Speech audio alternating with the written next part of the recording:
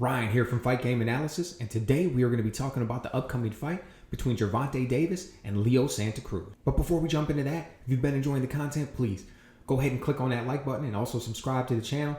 Really appreciate your support. All right, so this is almost a classic fight like you find in boxing. And I say almost because it has a lot of similarities to the young lion versus the old lion. But it's not quite that.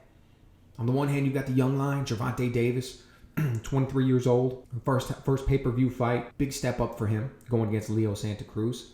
And then Santa Cruz, on the other hand, not exactly old. He's only 32.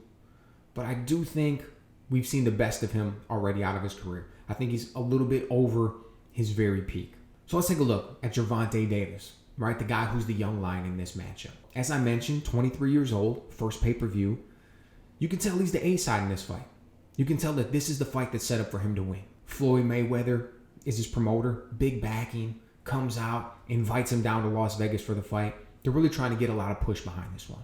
They're really trying to get Gervonta Davis more exposed to the public than he's ever been before, trying to get him out there on the big stage and really hope that he explodes. Like Mayweather said before, hope he becomes the next face of boxing. That's the type of guy that they're trying to build Davis to be. And I can see why. He's a really good fighter. He's athletic. He's got great footwork, really fast hands, good power. Good power. I mean, he gets guys out of there, hits hard, throws combinations well, uses feints and stuff. I mean, he does everything well. He does everything really good, but his calling card and what really stands out to me would be his power, even defensively. He's certainly no defensive wizard or anything like that, but he does well. He uses good upper body movement, understands angles, gets in and out. You know, you can tell he really relies on his athleticism at this point. And normally, if I would say that about a guy, it'd be a knock. But again, he's only 23 years old. He's still learning. He's a young guy. So to rely on the gifts or the tools that you have at that time, which in this case would be athleticism, is fine by me, as long as a guy's still learning. And Tank is still learning. That's one of the things that's good.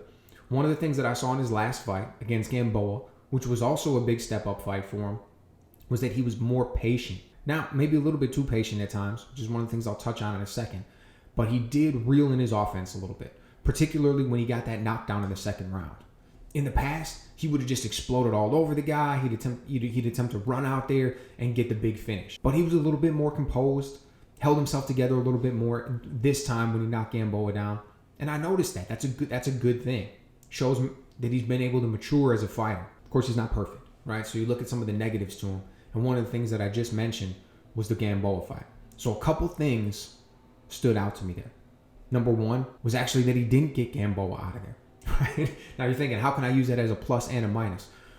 Well, I use it as a plus in the sense that he showed patience. As soon as he scored that knockdown, he didn't just rush in there and try to get him out. That's a plus.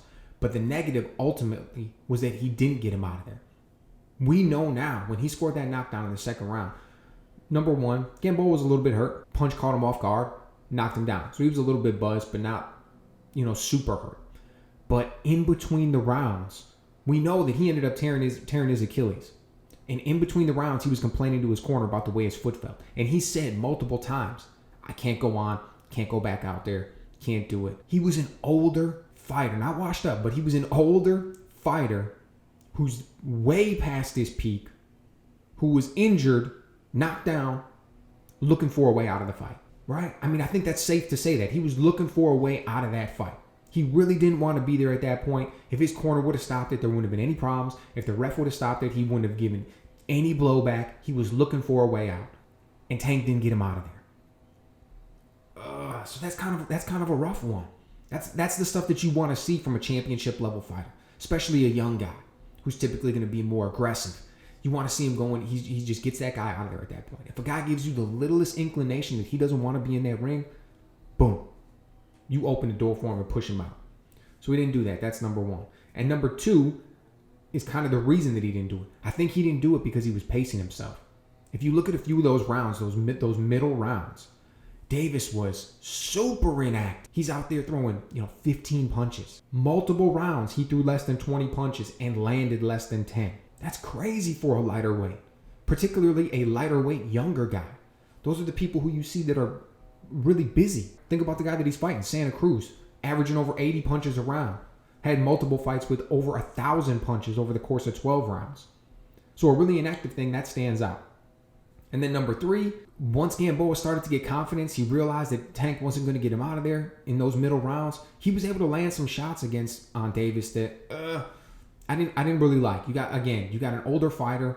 He doesn't have his hand speed that he's always had. Doesn't have the footwork that he's always had. He's on one leg, and he's able to start getting off combinations on Tank. So that really wasn't a great thing.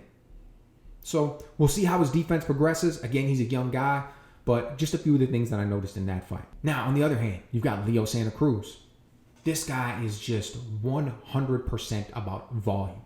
That's what his game is built on. Now, I'm not saying that's the only thing that he does well. It's not the only tool that he has available to him. But volume is what everything's built off. When you have multiple fights, when you throw over 1,000 punches over the course of 12 rounds, it's kind of hard for anything else to be your calling card, right? But one of the things that I noticed is that he uses his volume in a way that's a little bit different from a traditional volume puncher. And that's that he doesn't have great pressure. Usually guys that throw that many punches, another part of their game is great pressure. They are always constantly walking forward. They're always going to be there walking you down. And Santa Cruz doesn't do that. Don't get me wrong, he's not the flip side. He's not running around dancing on his toes, looking for all kinds of space and stuff. He is in front of his guy. If you're fighting Leo Santa Cruz, it will not be hard to find him. He is going to be right in front of you every second of the fight, flat-footed. That's just his game. But the thing is, he's not always moving forward. He has no problem just standing in front of you. So that's a little bit different. So he will be there and he will be in range to throw those punches, but he's not going to necessarily push you back, apply that pressure, walk you down, which is slightly different, but it looks slightly different. But it's a big difference when you're actually in the ring attempting to solve those two problems. A guy who's walking you down is different than a guy who's just standing in front of you. And I think that's going to play into Tank's hand. So his game's all built on volume. But he also does a lot of things right within that volume. For example, I really like his head and upper body movement. I think he slips out of the way of a lot of punches really well. And while he's slipping, he throws his strikes. Not everybody does that. A lot of guys throw on a 1-2 beat. Move, punch, move. When you can do both actions, the punch and the movement, all on the same beat, and it's an intelligent movement, slipping out of the way of one of your opponent's punches while throwing your own, that's good. That's good. That'll get a lot of guys being able to punch with them. And he does that well. I like the way he gets that jab out there, uses it for distance effectively, also uses it to set up his combinations. It keeps guys busy. He's tall and he's long. So keeping that jab out there in people's faces, it really throws them off. And I love his left hook. I like the way he opens up with it. He can use it at the end of his combinations. He can back up and counter with it. Goes to the body on occasion. Not the greatest body puncher, but goes to the body with that on occasion. So he does all of those things well, along with inside of all of that volume. And that's kind of his game. That's what he brings to the table. And it sounds, I don't know, when I'm saying it out loud, I certainly hope not give it its due. I mean, he took that style and he ran 4 world championships with it. So he's done it very well. But there's not exactly a lot of nuances to it, especially at times when he can get into a rut of not using feints and just kind of coming forward and getting into that rhythm and that flow. But he does it good, and he breaks guys down. But the question isn't how he's used it in the past. The real thing we're looking at is what is it going to look like when these two guys step in the ring with each other on Saturday night. I think the first thing we're going to see as soon as this fight opens is the Tank's going to be carrying the day. He's got the speed, the athleticism, the footwork, the faster hands, the punching power. He's got all of that stuff. And as soon as the fight starts, that's when we're going to see. So he's going to open up first few rounds, and all of those things are going to shine. He's going to try to land some hard shots when he gets the chance. He's a southpaw, so that left hand is going to be there for him against the orthodox fighter, Santa Cruz. Now, he may or may not land a big shot early. I'm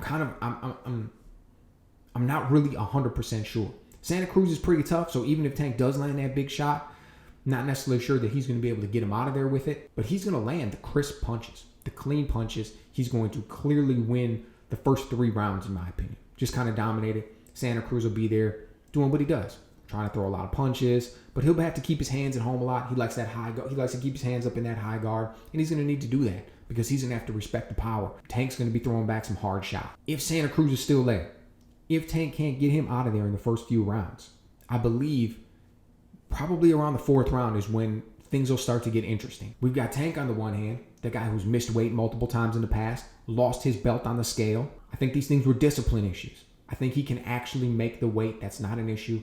I believe he'll make the weight for this fight. But I think it's been a discipline issue. So if he's not making weight, you look at his last fight where he totally ramped down his pace in an attempt, I believe, to pace himself to make the course of the 12 rounds. I think he was worried a little bit about his conditioning. That's where I think this comes from. So we hit the 4th round of this fight. If Santa Cruz is still there, I think Tank is going to again ramp down his production. He's going to start throwing less punches. I think he's still going to be a little bit concerned about that conditioning. Now, I think he's going to be ready. Like I said, Mayweather brought him out there. First time ever. He came out to Vegas. He's training at Mayweather's gym. You know Mayweather's helping to influence him, give him some tricks of the trade, show him some things. That's because he was lacking discipline. That's because he was lacking focus. And I think Mayweather realizes that. He's like, this guy's going to be a star. We really want to build this guy up. So let's help rein him in. Let's help show him championship mindset, a championship training camp. So it brings him out to Vegas. I think that's going to really help with the discipline and the conditioning. However, Tank's still young. Real true confidence comes from having executed.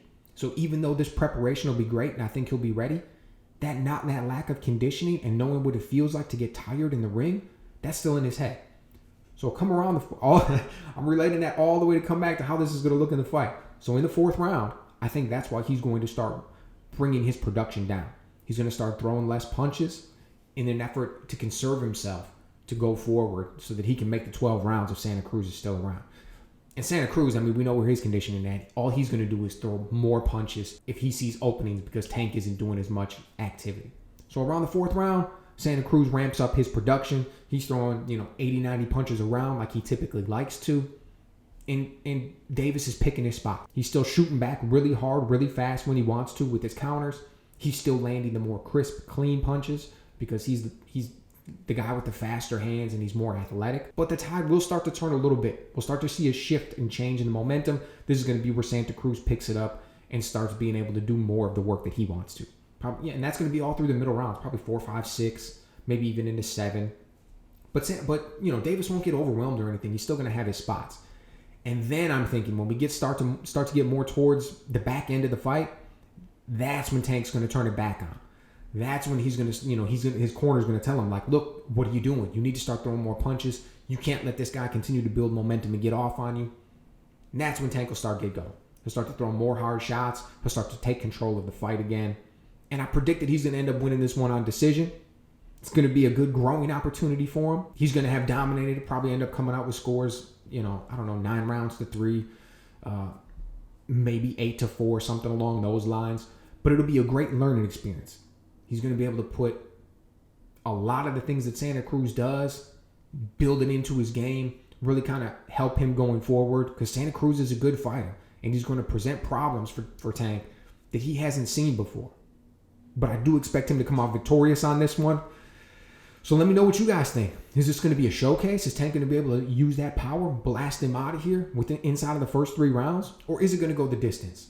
And is it going to look good? Or is it going to be a big upset? Is there some way that Santa Cruz is able to pull this one out, upset the apple cart, and show everybody that he's still got it? Let me know what you think.